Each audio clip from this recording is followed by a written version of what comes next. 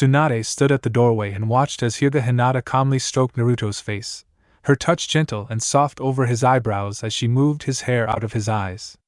It was the kind of sickeningly sweet moment that made her long for her dead lover's touch, though she was perfectly willing to give it a few more years. She had to make sure Naruto advanced and learned before she could keel over. "Tsunade-sama," Shizen said quietly from beside her mentor. "The ANBU are watching all of the council to make sure they don't attempt anything early." "Thank you, Shizen." The two watched the children for a few minutes longer as Hinata sat on Naruto's bed and did nothing more than look at him, taking in his features before Tsunade grabbed Shizen and shunshined to her office. "Hinata-san is going to be so devastated when she learns they banished Naruto-kun," Shizen said quietly, taking a cup of warm sake from the older woman as they both wearily sat at the desk. "From what I understand, she's had an intense crush on him for years." Tsunade closed her eyes and shook before suddenly yelling and throwing the cup at the wall where it shattered. "Damn it! He's only a damn kid. What the hell kind of business do they have telling me to kick out my own ninja?" she roared, falling back into her chair and shaking quietly as her rage was held inside of her. "They gave themselves the additional power by sending you documents to sign while you were drunk," Shizen answered quietly. "You are the one who gave them the authority. You know as well as I do that they're meant to be purely advisory and that their power shouldn't move beyond civilian matters, but they used your drunken habits against you." Both women were glad that they had not yet gone beyond that point to such an extent as to call for his death, however. Some had tried, but all they could do was ask the Hokage for it. And none of them had been willing to grant such a request up to that point. And the council was worried that another opportunity such as this wouldn't come any time soon, so took as much as they knew they could get away with. Tsunade slumped in her chair and began to cry quietly. "I know," she mourned, crying in a way she hadn't since Naruto saved her life by taking Orochimaru's sword into his belly. "It's my fault for not doing the job properly. But the brat is the whole reason I came back," Tsunade yelled, smacking the desk. "The only reason I'm doing this is because the Gaki said he believed in me. He made me believe in myself.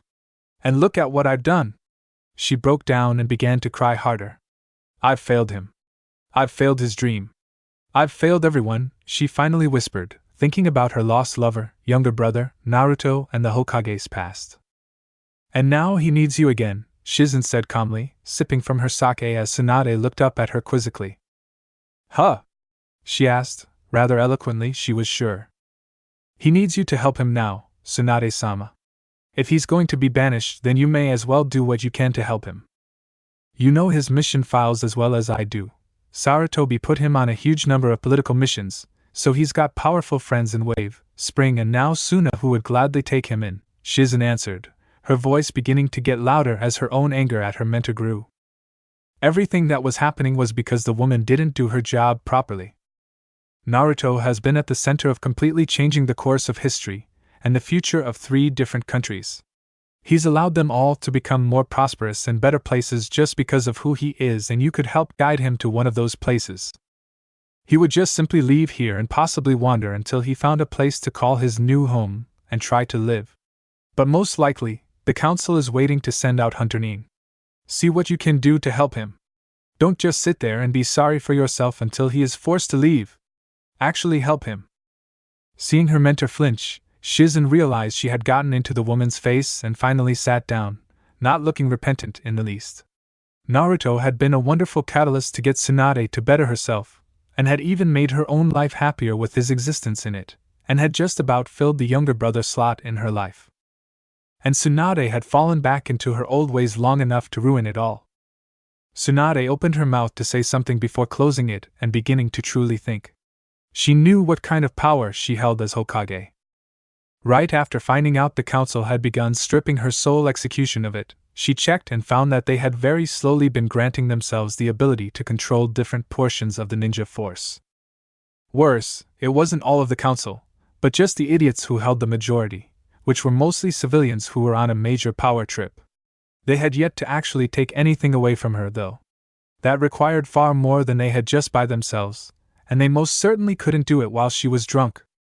It required direct intervention by the daimyo or her own input and offering a defense. And she'd be perfectly willing to show her defense with several well-placed punches, cracking skulls and breaking legs. There's no need to defend against what's dead, after all. Well, usually.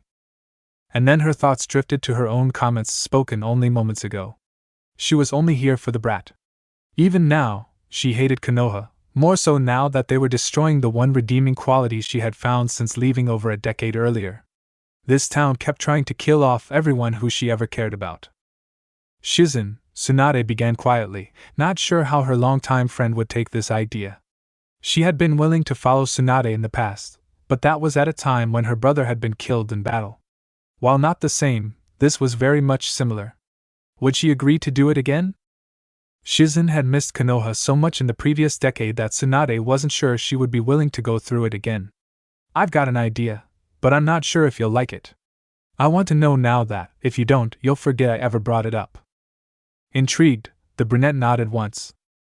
Why are we here? Tsunade asked, deciding to ease her friend into this.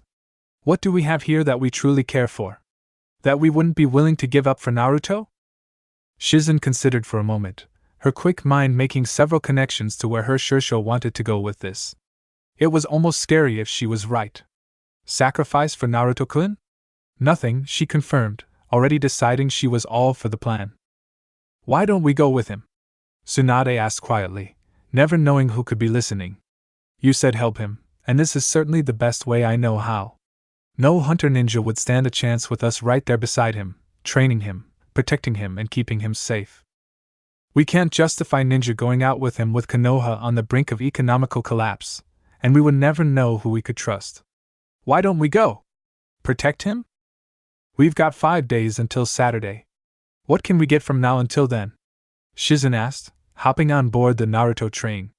No one had really become important to her here except for Naruto, and Tsunade had always been with her wherever she went, and they were the only two she truly cared for. She had begun a relationship with Iruka after learning he was the turning point in Naruto's life and having gotten to know him, but it hadn't worked out. Their very first date had proven that, while they could be great friends, anything more would be impossible. The man was too comfortable and set in his current life where he hoped to settle down soon, while Shizen still thrived for action and adventure. And Tsunade would be lost without her within a week. Sannin or not, the woman's skills and abilities had degraded substantially in her decade-long drunken binge. I've already got plenty of plans. Go bring me Hinata. She's directly involved in a few of them, Tsunade ordered, watching in pride as Shizen left without further hesitation, just as any subordinate should. The girl cared for her Naruto? Fine then. By golly, Tsunade would make sure the brat got beamed upside the head with the girl's heart if she had to. The boy deserved love and never got an ounce of it here. It was high time he got stuffed with so much mush and fluff that his great-grandchildren would feel it. The first thing Tsunade realized she had to do was keep Konoha from being able to come after them, so she quickly elevated Uzumaki Naruto and Hyuga Hinata to Chunin, which the former certainly deserved, and then cut off all duties associated with their families. While Naruto didn't officially have a family, Hinata did, and it was better to do it this way than allow the other Hyuga the chance of coming for the girl. And besides, she could destroy Hinata's paperwork if the girl chose not to follow them. The next thing she did was set out a request for 10 complete sets of long-term gear from the ANBU Black Opi's unit, half of Konoha's stored medical supplies since that was about as much as she had them obtain and store when she came back, enough food for 20 people for a year, which was thankfully already sealed in a storage scroll as a measure in their fallout shelters, which were designed to withstand long-term sieges from enemies. From their storage holds and enough tech for a team of 20, consisting of long-range radios, chakra surveillance equipment, and other such materials, all being called out for a rescue mission. Who cared if they thought it was to try and rescue the Uchiha?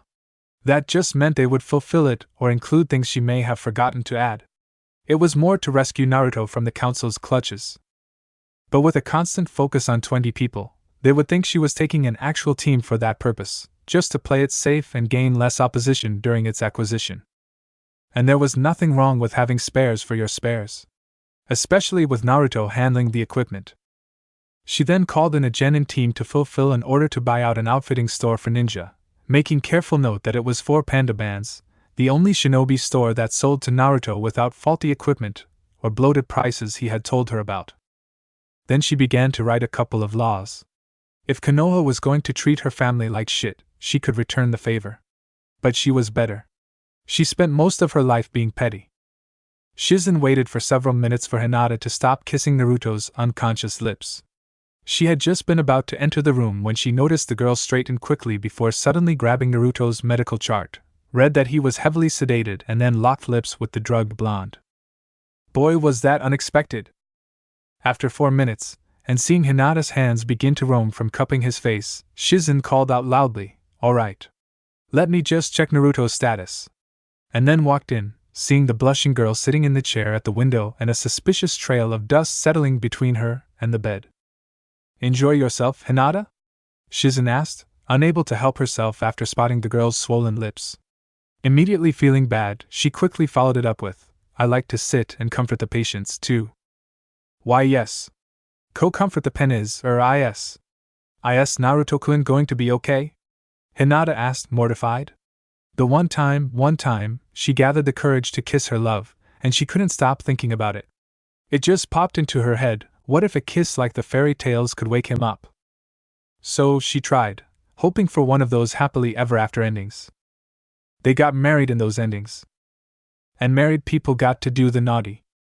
Instead, she nearly got caught doing something she wasn't sure was illegal, or not. Was it against the law to kiss an unconscious boy until you needed air? She knew it was if you knocked them unconscious first. She had had that idea twice before and looked into it. But he was already unconscious this time. No tranquilizer darts, no knockout gases, and no jukin to the spine. This time, it wasn't her fault. "He will be, yes, but I'm just checking on Naruto-kun's status, and then I'm actually supposed to take you to meet Tsunade-sama." Hinata asked, blushing and wondering if she got caught. Is this because Naruto-kun failed to catch Uchiha-san? She knew it couldn't be. She wouldn't be the one Tsunade wanted to talk to. But other than molesting her love, she couldn't think of anything else Tsunade would want with her. Well, nothing she already did. They couldn't read minds, because they weren't Yamanaka, so she had nothing to worry about as to where she had planned on putting them. "In part, yes," Shizen said quietly, checking Naruto's wounds and finding that the fox was mending him up with incredible speed. The wound on his chest was the only one that wasn't almost fully healed, it seemed. The fox was getting much faster. The chakra coursing through his body even seemed to overlay over the chakra of her diagnostics jutsu, and then began to do the same technique over the rest of his body as if it was learning. It was a shame Shizen wasn't checking on the chakra, or that would have worried her. Hinata visibly straightened, wondering how she could be of assistance to the Hokage. "I am ready." Shizen nodded and grasped Hinata firmly by the shoulder, shunshin them to the entrance to the Hokage's office. Nodding at the two ANBU guards, Shizen opened the door, watching Tsunade quickly hide a parchment in her lap and look at the newcomers innocently. The Hokage didn't have Naruto's game face, and Shizen had seen her poker faces for years. The Sannin was up to something. Narrowing her eyes, Shizen introduced the girl. "Hyuga Hinata is here to see you, Hokage-sama." Tsunade smiled and quickly motioned for Hinata to sit in the chair in front of her. Without waiting, Tsunade opened Hinata's file and read out loud for the benefit of the girl as Shizen began to activate the silencing seals of the room. "Hyuga Hinata, age 13. According to this, you've got excellent chakra control, but are pretty much average in everything else, though you dabble in medical arts as self-taught. You have no ninjutsu or genjutsu knowledge aside from what the academy teaches, even though your sensei is a genjutsu specialist and should have taught you some in over half a year, and your weapons and taijutsu are about average as well, excluding the edge the jukin provides in close combat. Sound about right?" Tsunade asked, getting an embarrassed and disappointed nod. The girl knew her family expected much better from her. "Good. Now I'm going to be blunt as hell, because I've had one really screwed up day and don't want to deal with taking my time trying to be delicate. Savvy?" Confused, and looking more than a little shocked at the Hokage's pirate language, Hinata nodded, wondering how much sake the woman had that day, so far. "Good. Now, because Naruto failed to bring back Sasuke, the village council is prepping to have him banished," she explained, watching as all color drained from the Hyuga maiden's face. "Now, here's the kicker. I'm planning on joining him, along with Shizen-chan there. It's pretty public knowledge that you have a crush on Naruto, so I'm willing to help you get him and take you on as an apprentice if you come with us. So what about it? Do you want in?" Ayaya Hinata spoke unintelligibly for a few seconds before Tsunade realized she had come on a little strong and tried again. The only reason I came to this village was because the Gaki made me believe in it. Believe in him, Tsunade explained quietly and warmly, showing the girl she was being honest and sincere. Now, they want to get rid of him. Well, I'm not going to sit and take it. He means more to me than this dump. I'm willing to promote you to Chunin so you can be taken from your team and take you on as an apprentice. You'll learn all of my techniques and then some. It means leaving your village, your family and your friends, but I can make sure we're not labeled as missing nin or traitors and will be well provided for. What do you say? Hinata took only a second to nod, knowing she would lose her family and team, but really, she didn't feel very close to her family. They all hated her, the branch family for being a main member, and the main branch for not being the best. That happened when a handful of people had an obey or die seal on the foreheads of the branch members. And she knew some of the men from the main branch used it on the women of the branch side for their own perversions, knowing there was nothing they could do. If they knew they could get away with it, and Hyuga babies had to come from somewhere, many of the main branch felt the cadet branch should be honored to be given the more noble seed of the ruling branch. That was one of the reasons she wanted to abolish the caged bird seal.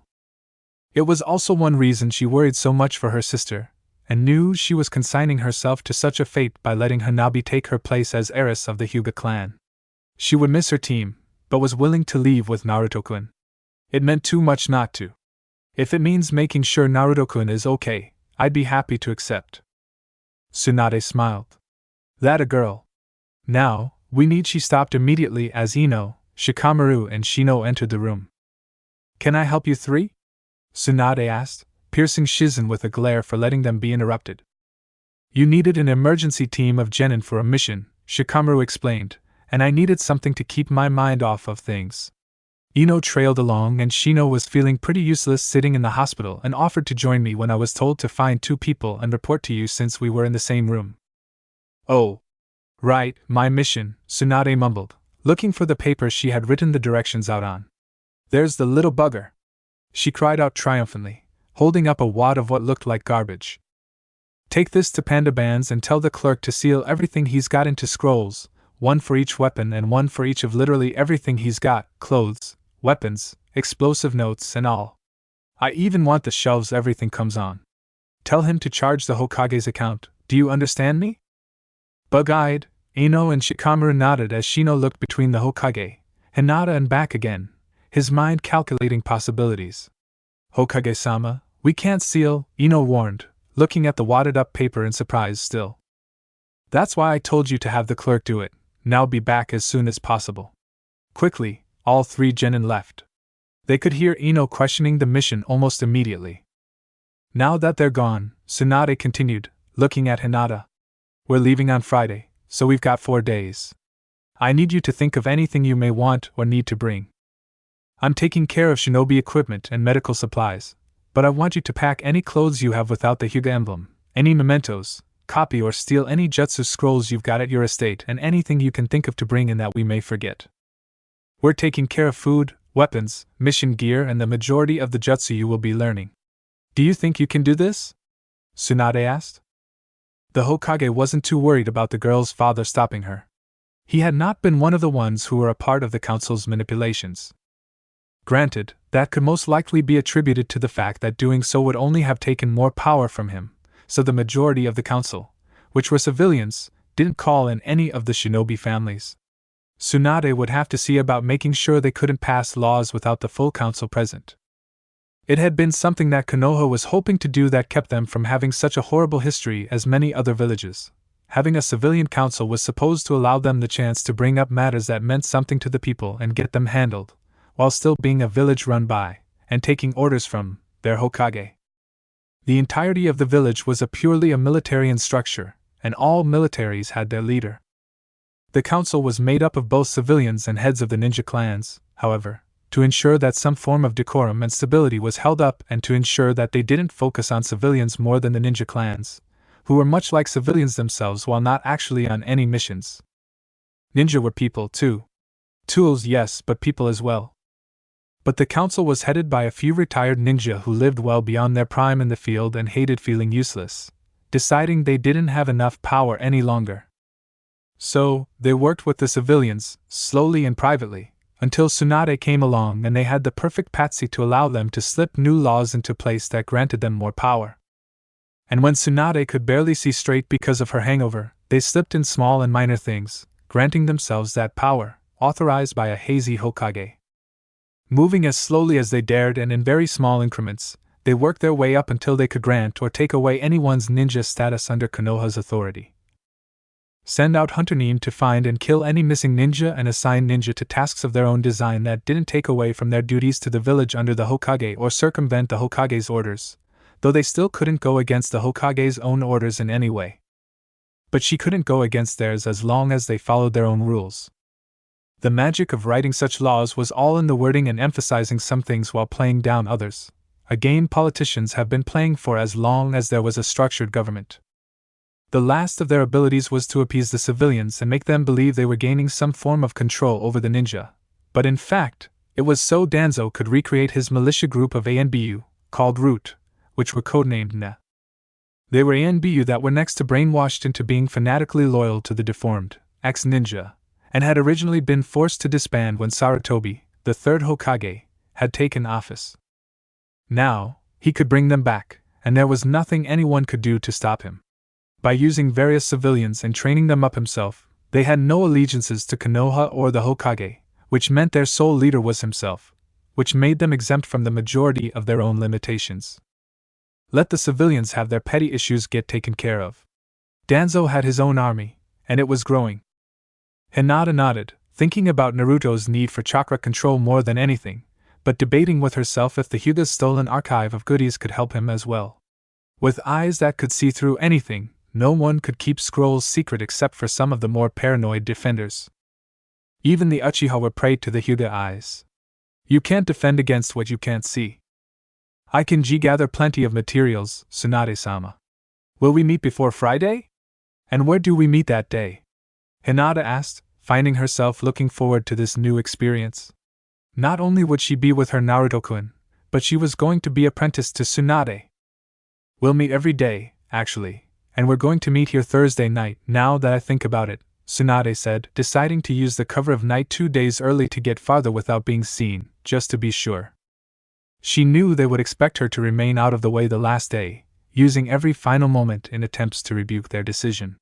We'll all go to dinner, say it's a goodbye meal, and then part ways, meet back here an hour later and then take off. Shizen had been playing scenarios in her mind and decided to interject while the conversation paused slightly.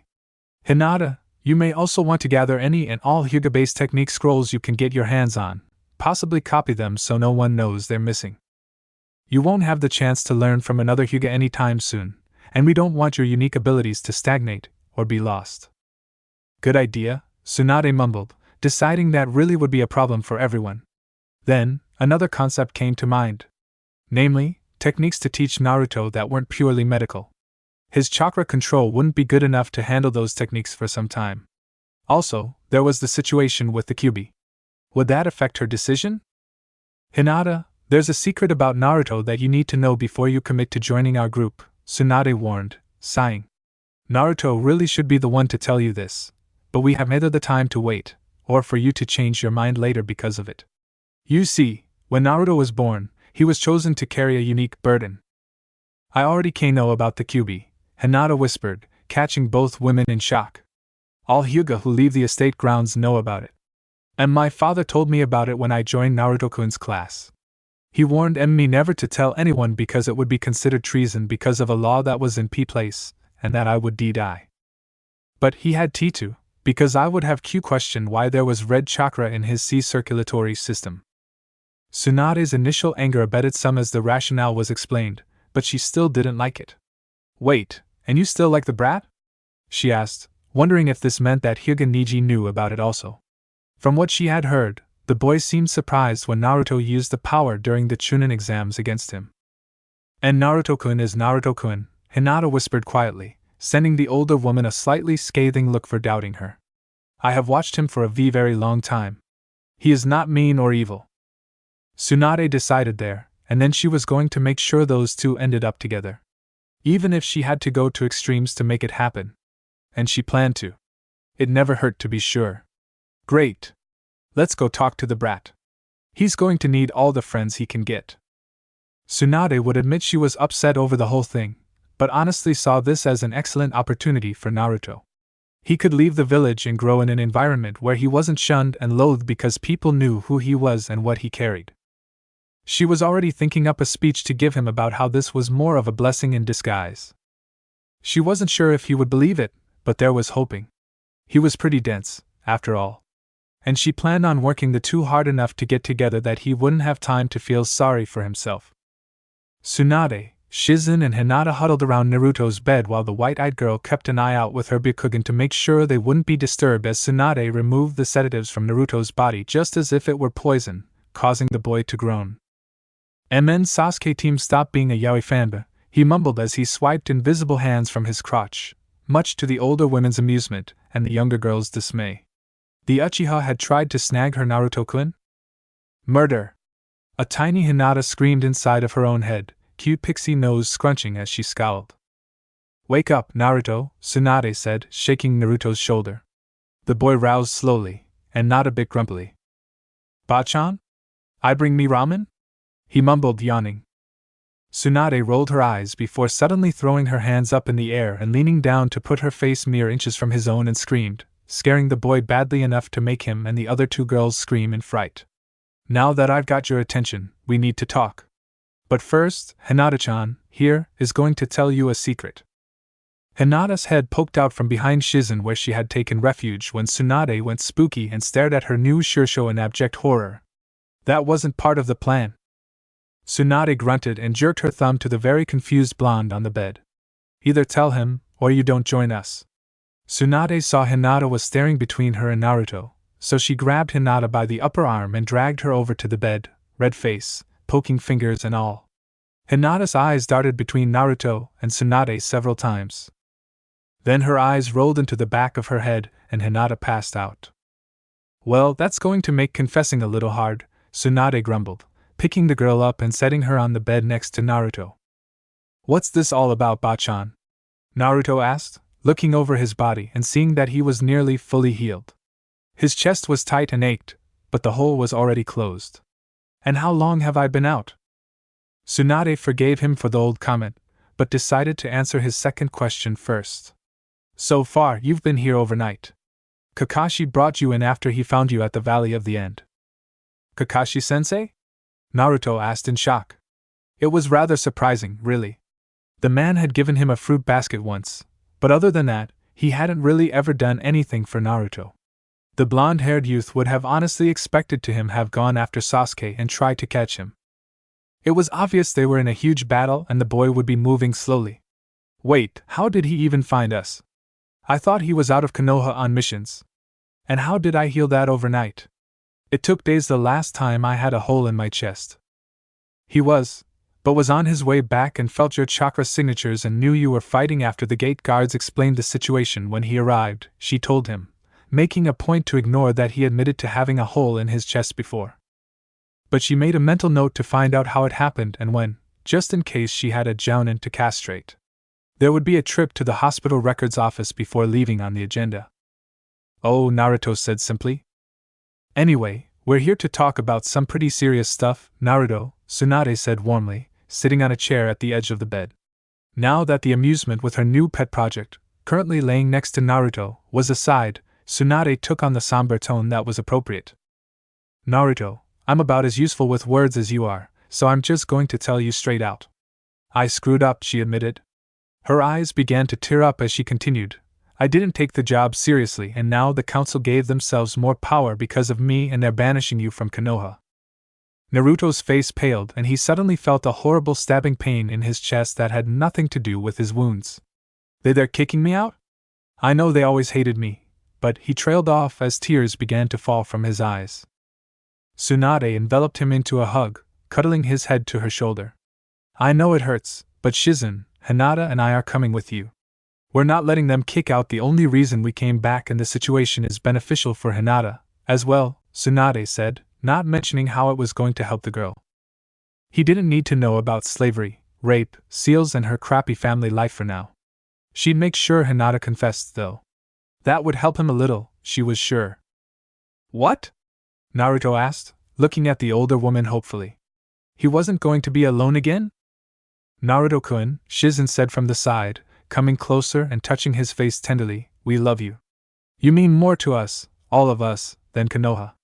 A village is nothing but the people who live within its boundaries. We came to care for you and came here to help you. If they're getting rid of you, then they're getting rid of us. As horrible as Naruto felt, he couldn't help but to smile a goofy grin. It was very comforting to know that at least someone cared for him. It actually made it worth the pain he was feeling. Well, perhaps not, but it put it in an odd sort of equilibrium, making him feel somewhat detached from the experience of leaving the village he grew up in and unwillingly focusing solely on the people that cared enough to leave with him. Then the warm body of Hinata glomped his side and stayed firmly attached like a cuddly teddy bear, making Naruto wonder why she was coming. Tsunade and Shizen he could understand, but the Hyuga heiress? What's Hinata-chan doing going with us? She has a family, and she'd be giving that up, he finished quietly. Tsunade frowned, looking at the happy expression on the sleepy Hyuga. The question gave her another idea, but it would have to wait. That is a conversation you'll need to have with her, Naruto. But I'm going to have her tell you her secrets. I'm sure you can understand not telling someone another person's secrets. She asked, conveniently ignoring the fact that she had just done that earlier with Hinata and ignoring Shizen's disapproving glare. Naruto flinched, looking down at the girl resting her head in his lap. Yes, he could understand that. Naruto, when she wakes up, I want the two of you to spend the rest of the day talking. Neither of you are allowed to leave this room until you both tell each other your secrets. You have one, she has one. Tell her I said that she has to tell you the secret I told her to tell before she fell asleep, otherwise, she doesn't get to come with us, Tsunade ordered. Also, don't worry about equipment or anything. Shizen and I are taking care of everything we would need unless you want to get anything from your apartment. Understand? Naruto looked down at Hinata and then back up to Tsunade, his expression unreadable. Do I have to? He asked quietly. I mean, what if she hates me for it? I'll give you a hint, Naruto, Tsunade said with a smirk, making Naruto quirk an eyebrow. Those eyes can see the difference between your chakra and that of the furball. She hasn't brought it up or asked questions about it, has she? Naruto shook his head, watching the sleeping girl and thinking about everything that phrase would mean or could have meant. What it could mean. Tsunade got up and moved her chair against the wall with a small smile. We'll be going to dinner together on Thursday night, and then leaving later that evening even though we don't officially have to leave until Saturday since we didn't expect you to heal well enough to move until then. You seem to have healed even faster than you normally do. But I want to be out of here well before they get it in their heads to try anything, so you have to stay in bed and pretend to be weak if anyone shows up or they could try to do it faster. Naruto sighed and watched the two women quietly leave. He stared at the closed door for several long moments before a sleepy and roaming hand began creeping down his chest. Then his stomach, then. Hinata! Get you the what? Shizen asked with wide eyes.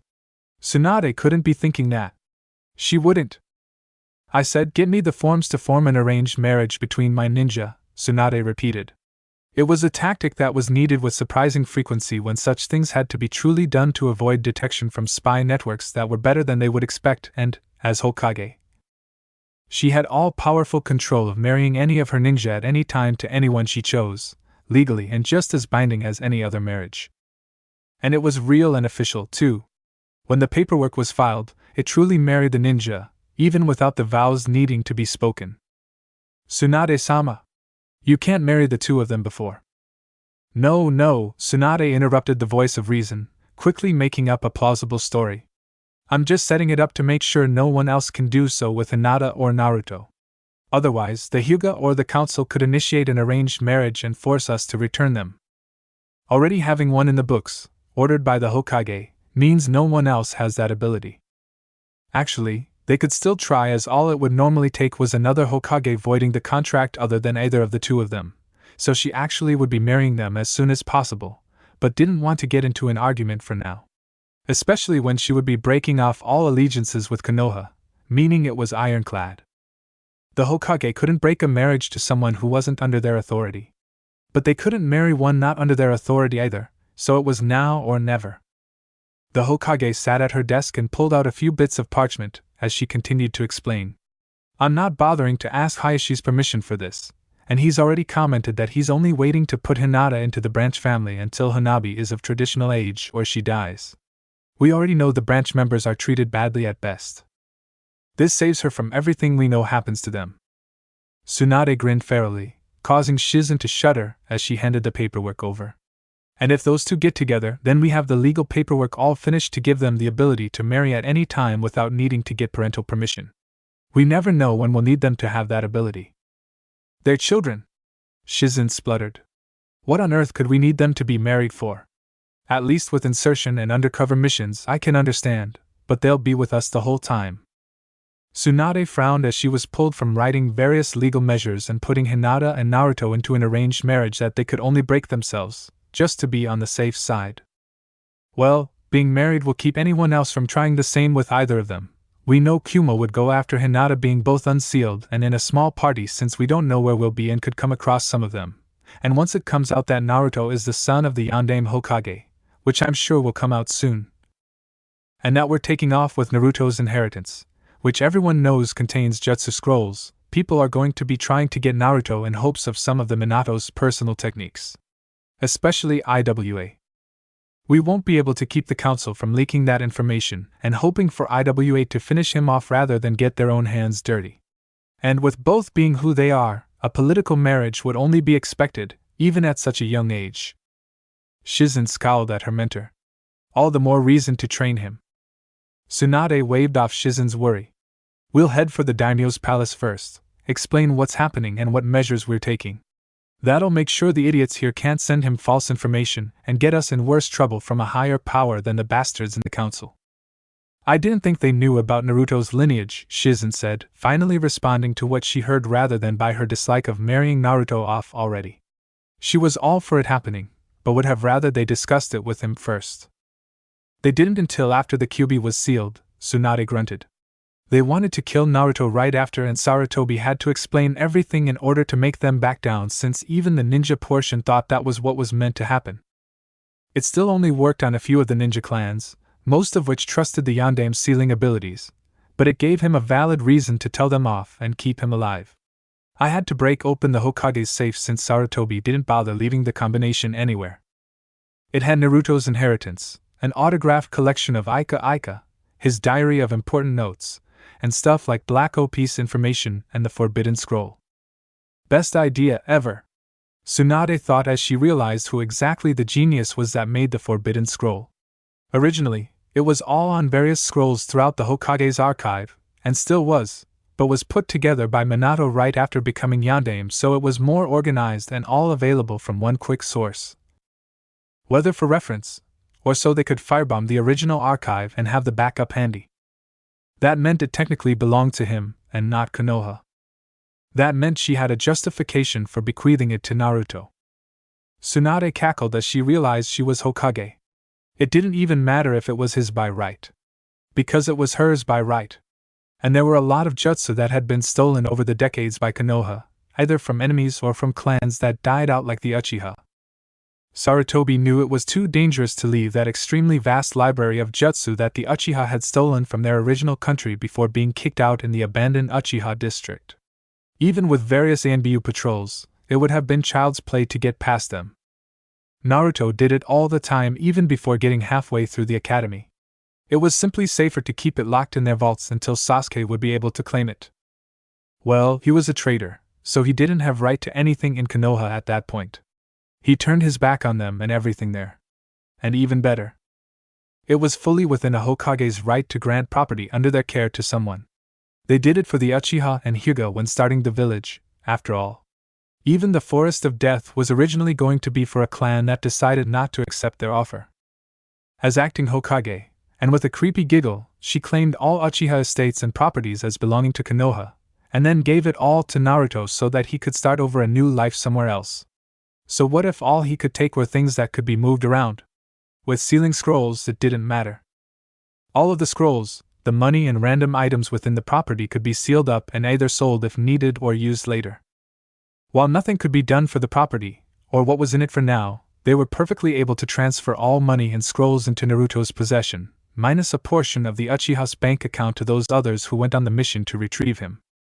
As Tsunade cackled in frenzied glee, Shizen read each document, just making sure everything was accurate of course, and became increasingly shocked at her mentor and friend's audacity.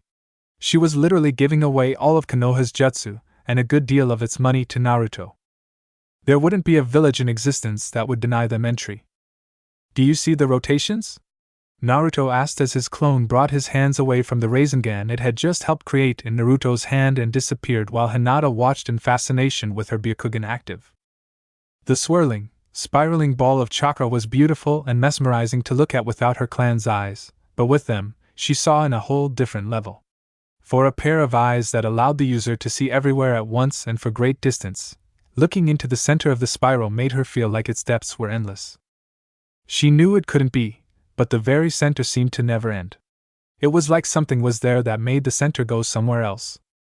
Yes, Naruto-kun, Hinata whispered, feeling as though speaking more loudly would break some magical barrier that she didn't want broken. It would remove the incredible sight from her if it did. She knew it. When she had woken up to Naruto's terrified yelp of her name, her hand had been halfway under his hospital gown, and the girl had leapt away almost as quickly as Naruto had. Thankfully, the boy's nature led him to believe she was dreaming about catching something or other, and had brushed it aside, even if he hadn't forgotten it, and the two began to talk with Naruto explaining Tsunade's parting message. Knowing what was at stake, and that she had time, Hinata didn't faint again, but simply took a deep breath and then squeaked out, "I like you." Naruto simply smiled and said he liked her, too, completely missing the girl's meaning.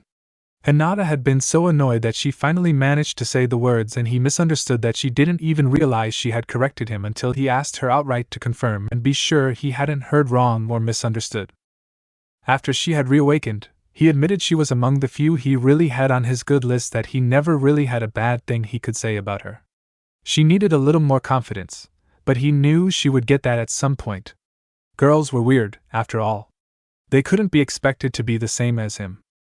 Now, he was trying to teach her the basics of the Rasengan after discussing Jiraiya, who Naruto admitted to liking better than Kakashi since Kakashi only ever taught him tree walking and Jiraiya had taught him water walking, the Rasengan and how to summon toads. And that was in only 2 months. Imagine what he could have done if he had been Naruto's teacher. Do you want to try and make it? There are 3 stages, but the part 1 had the hardest with was chakra control, which I know you're much better at. I don't think I could put that much chakra into it, she said quietly. Sure, she had that much, but putting it all into one technique? She had never tried before. The requirements for this one technique were incredible and would almost fully deplete her own reserves. Well, Naruto said, thinking, why don't I give you the chakra and you can do the control? All you have to do is swirl it in a bunch of different directions at once, and it works with me and my clone. Hinata blinked. That was actually an interesting idea. And she got to play with Naruto's chakra. Alright. Hesitantly, she crawled into the bed beside him and cupped her hands over Naruto-kun's and watched his chakra with her Byakugan, beginning to swirl more and more chakra as he added it between their hands. It was incredible. His chakra was warming the air and literally seemed to hum to her senses. And the power! It was easy enough to control what he gave her to work with, which she found very surprising, actually. It was an odd experience to have so much power at her fingertips that she knew she could manipulate as she willed. The red chakra seemed to caress her hands, oddly enough, but it seemed to recognize what was happening and was providing some kind of shell.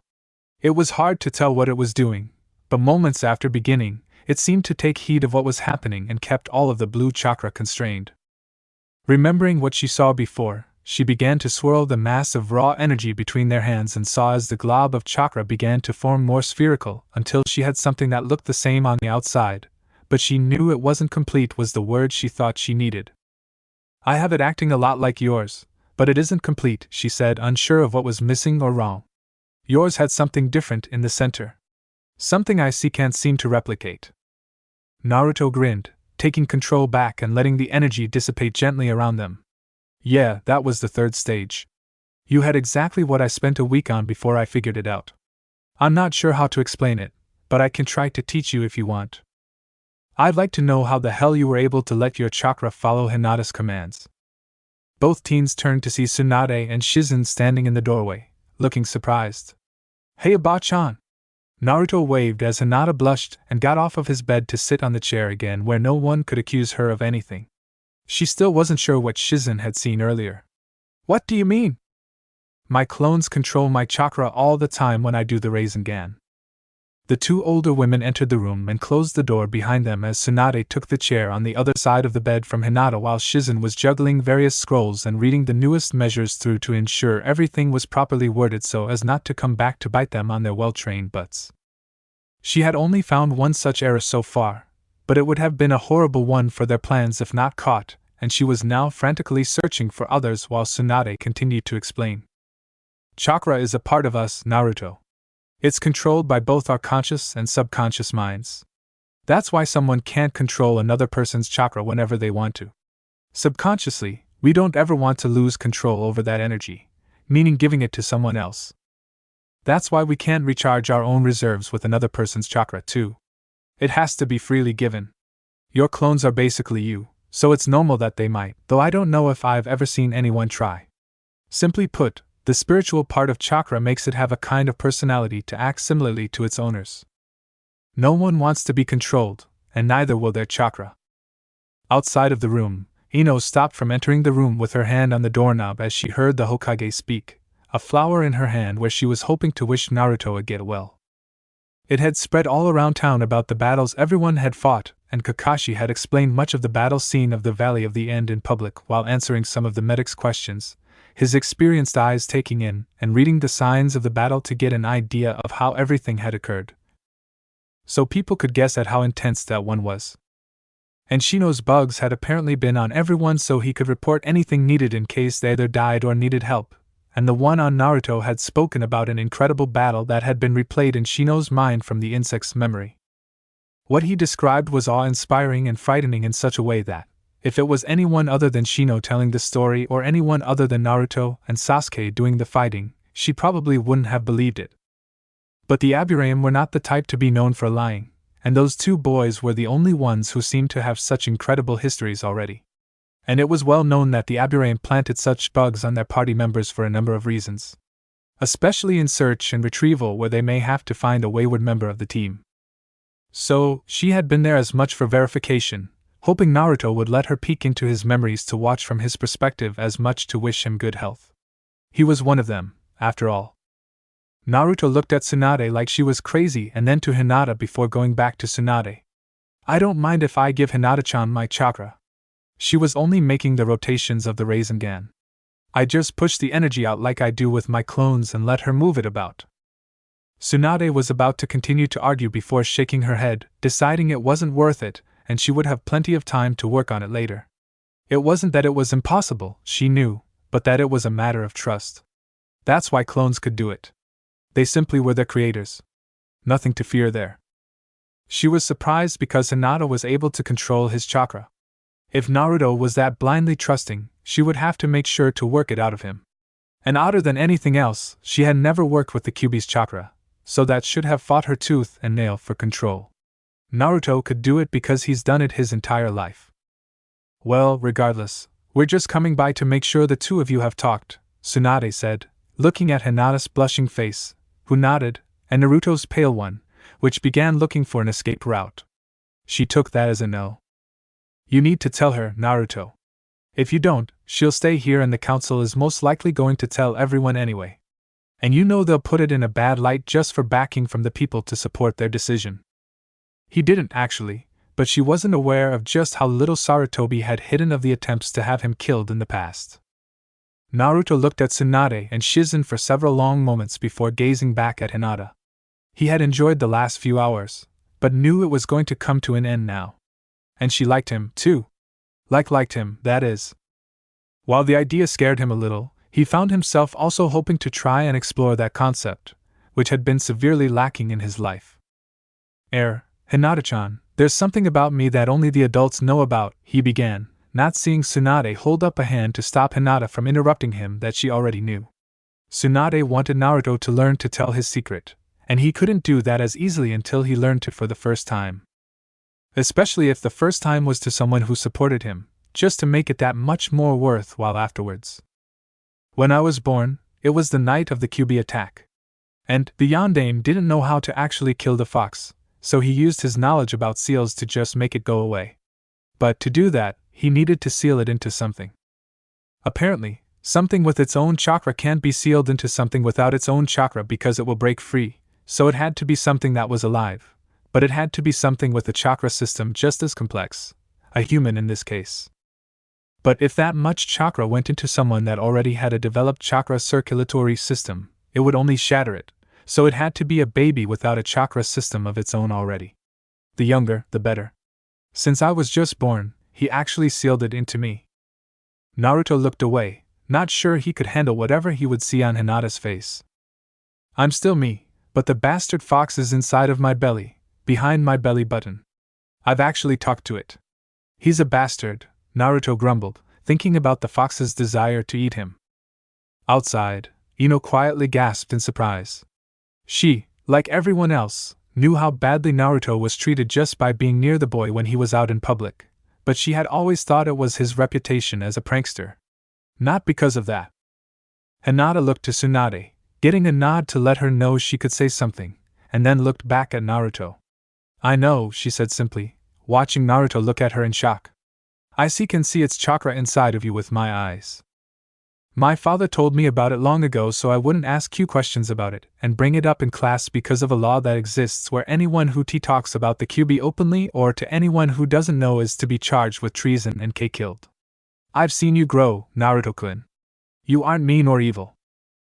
She trailed off, blushing brightly before she admitted to more than she wanted to. You are kind and generous, always giving of yourself. You always try to help and you never give up. You protect this village with everything you have, even stopping Gaara when the demons sealed within him took over. I can see all of that, and I've seen you. I know you are not demon. Can see you are you. Those eyes were great for spying. Or stalking. Or peeping. She preferred everything went under the first category, though. Still outside, Ino slowly withdrew her hand from the knob of the door and swallowed. Hinata was right, of course. Ino tried looking back to see where Naruto had ever done something mean or evil, and, aside from some iffy pranks, he was always a good guy. And, looking back at how often the teachers used to pick on him in class, which she had also always thought was for pranking, she realized how much that had to have hurt his education, and how badly Naruto could have turned out. She, like many others, had received information on who Sabaka no Gaara was from their jounin after getting the invasion explained to them, and she realized that, if Naruto had turned out like that, there would have been no telling who may have died. Or more precisely, who could have lived. That would require a lot of thought, Ino was sure. Happy to have the depressing stuff out of the way, Tsunade clapped her hands together sharply, making the other three occupants jump. Poor Shizen almost dropped the papers she was checking over so diligently. Okay. Now, I've already got everything in my possession that we're going to take except for the Uchiha's finances and the like, and Hinata here should be getting her clan's techniques for our trip so she can study them. We're taking the team's money? Naruto asked with a shocked expression on his face before it broke out into a grin. That's awesome. Then he fell back laughing. That's the best prank ever. A part of Naruto knew stealing was wrong and that it wasn't truly a prank, but the other, much larger, part of him that had almost been killed by the bastard had no qualms in taking off with the loot. Tsunade grinned evilly right back at him. Well, technically, I took it as my right against traitors as Hokage and transferred it all to you, including his family's jutsu library and his property. Well, along with a portion of the money to the others who went on the retrieval mission as well, of course. Naruto stopped laughing and looked at Tsunade, as if looking for verification, before he broke out into even louder laughter, Hinata trailing not far behind with dainty giggles. She did enjoy seeing Naruto happy. Tsunade continued as if Naruto wasn't about to risk opening any wounds. Unfortunately, we can't take the property or anything inside of it since we'll be leaving, but I'm getting everything else put into sealing scrolls so we won't have any extra weight or luggage to carry and can cover far more ground much more quickly. How does a sealing scroll work? I may need one for some of my stuff, Naruto said, wondering if he could take some of the things he had from his home. There wasn't much, but he had recently bought a whole lot of ramen, and had a few things that he would like to keep, for sure. And if you could seal some things, why not others? Tsunade blinked before pulling out one of the scrolls that were always on her person with standard supplies in case she needed them, like blotters, scrolls, ink, and the like. This symbol is the standard seal used for storage scrolls. It's linked to a pocket of space that isn't actually here, but linked only to that seal. So if you have one thing, you just put it on the seal, cover it in chakra, and then put the chakra on the seal, and it gets add right up into it. It's like it gets slurped in through a straw, so to speak, Tsunade explained, making sure Naruto was following. So, there's like a giant pocket in the universe that only has an opening to that seal? And each seal is like that? Naruto asked, making sure. Yes. But if you want to seal a whole pile of things, then you have to surround the whole pile in chakra, just like putting it all into a sack and then touch that chakra to the seal. So, the more you seal at once, the more chakra you need, and the larger the risk of running out. Most people use too much, but they don't seal a lot to make it really hurt them. But that's why not everyone is taught to do it, because it usually weakens people too much. That's why sealing items isn't taught at the academy, since students could hurt themselves. Is there a limit to size or how long it can be in there? Naruto asked curiously. Depends on the person doing the sealing, Tsunade said with a shrug. The only limit is to what the person can put in with their chakra and control to surround whatever they want in. Now I've got to tell you about your family too, she said, getting a gasp from Hinata and a startled what? From Naruto that drowned out Ino's curious huh? Naruto, because of the Kyuubi and because of who your father was, Sarutobi thought, and I agreed at the time I learned it, that it would be best if you didn't know who your parents were until you were strong enough to defend yourself. Children have a bad habit of not being able to keep secrets, so it was certainly not safe until you were older to talk about it. I guess Sarutobi just didn't get around to telling you yet. What do you mean? Naruto asked, feeling betrayed by the recently deceased Sandaime.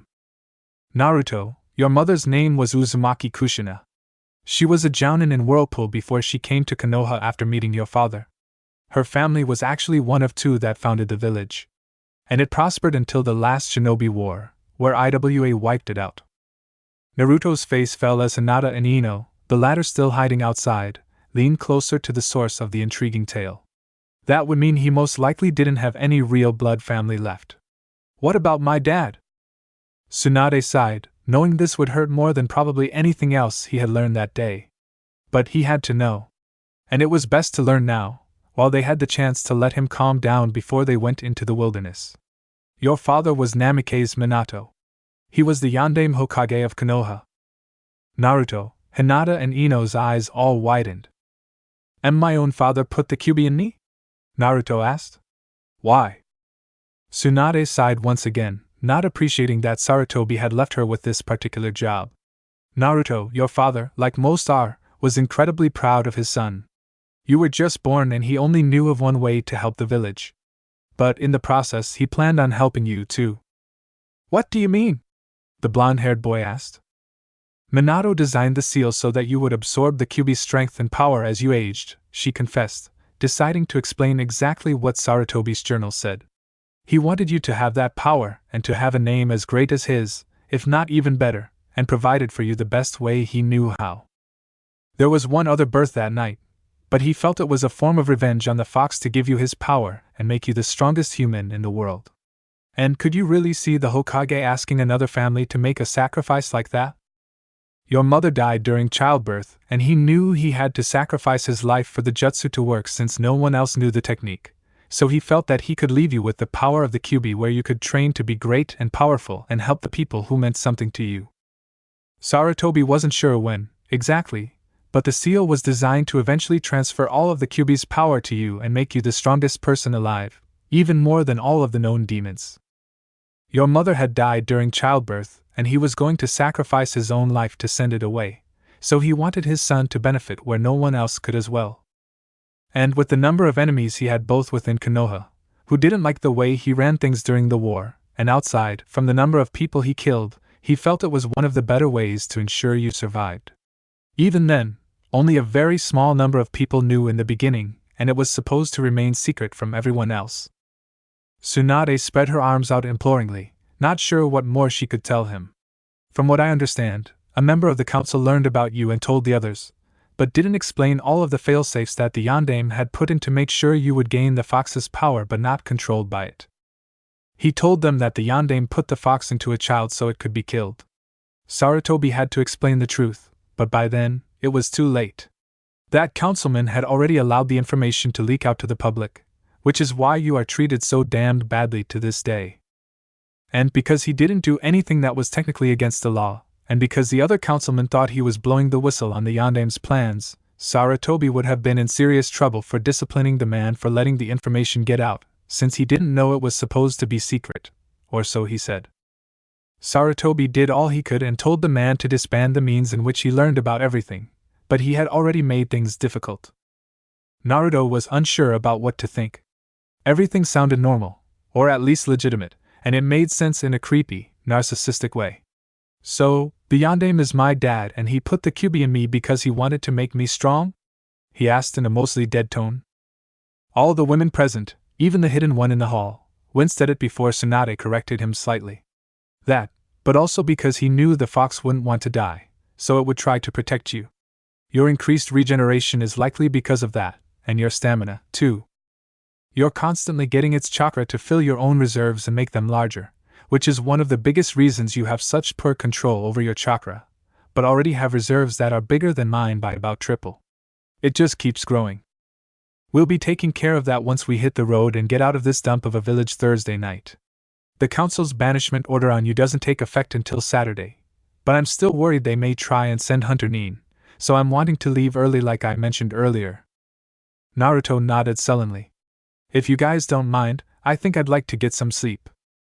Alright, but remember that we're leaving Thursday night to make sure those bastards in the council don't try to kill you before giving you the chance to get out of here, so I need you to stay in the hospital and not leave until then.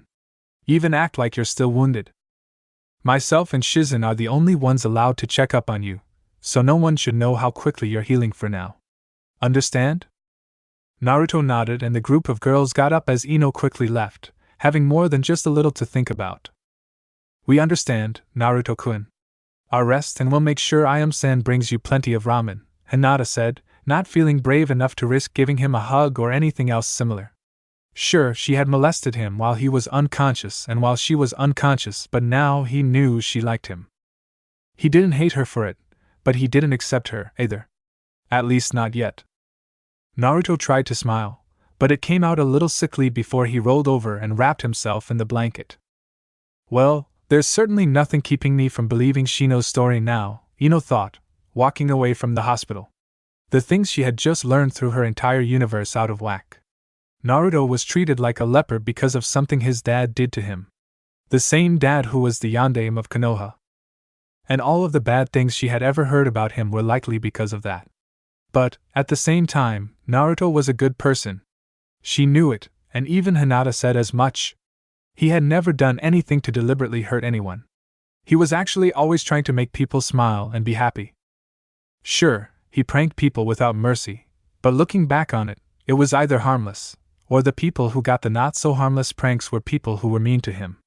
Granted, she could understand them being mean after such a prank, but she had the thought that it wasn't usually the case. Only adults ever got the bad pranks. Spotting a shock of pink, Ino trailed it and caught up to Sakura, Naruto's teammate, walking along aimlessly. Hey Sakura! The girl in question turned and saw Ino and smiled sadly. Hey Ino! What are you doing here? She asked quietly, feeling extremely melancholy. I was on my way up to see Naruto, Ino confessed. I was making rounds and visiting everyone who went on the retrieval mission to tell them to get well soon and found Naruto's room last and… I hate Naruto, Sakura interrupted quietly, a single tear trailing down her cheek as she looked down, letting her pink hair shadow her eyes. Huh? What, why? Ino asked, confused. Naruto promised he'd bring back Sasuke-kun, and he didn't, Sakura said. He lied to me. He's always been worthless, but he's never broken a promise before, and then he broke the one he made to me. Sakura looked up and Ino saw the girl's eyes were puffy and red. I hate him. I really do, she said firmly. In truth, she knew Naruto was a good person and had many good qualities, but she was absolutely miserable, trying to figure out why Sasuke had left them. Left her. And then she finally put her hopes into Naruto, honestly believing he could really help, and he had let her down. She knew she was mainly speaking in anger at the moment, but didn't really care. She would feel better soon and feel up to visiting Naruto then, but for now, she just wanted him to be away from wherever she was. It hurt too much. It was strange how much Naruto failing her hurt more than Sasuke leaving her that morning. Ino knew how Sakura was feeling at that point, even without having to use her clan's techniques, but instinctively knew that, as badly as she needed to talk about what she had overheard, Sakura was a bad person to choose for now. She wasn't sure about the Kyuubi information, but she remembered what Hinata said about treason and execution. And she was pretty sure Sakura would do something regrettable. I understand, she told Sakura, deciding she could see if her father or mother knew anything about it. They were adults, just like everyone else, and were safe to talk to. Maybe go to the hot springs and relax. It always helps me feel better, even when everything else goes bad. But I have to get home, so I'll see you later.